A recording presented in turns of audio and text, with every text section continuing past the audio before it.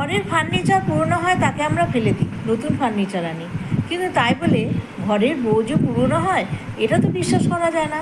কিন্তু এখনকার দিনে জানো তো সেটাও বিশ্বাস করা যায়, কারণ এর তো সেদিনকার দিন খবর। এই বিজয় আর সীমা কিন্তু একই অফিসে চাকরি করতো, দুজনকে ভালোবেসে বিয়ে করে, প্রায় 3 বছর হয়ে গেল। কিন্তু 3 বছর পরে হঠাৎ বিজয় সীমার সাথে একটা খারাপ ব্যবহার করে। প্রথম সে শ্বশুরের যত্ন আত্মীয় সব কিছু করতো, তার ওপর প্রত্যেকে খুশি বাড়ি। কিন্তু যখন থেকে বিজয় খারাপ ব্যবহার শুরু করলো, তার বাড়ির শ্বশুরবাদের প্রত্যেকে তার সাথে খারাপ ব্যবহার করলো। অবশেষে তাকে বাপের বাড়িতে রেখে আসলো।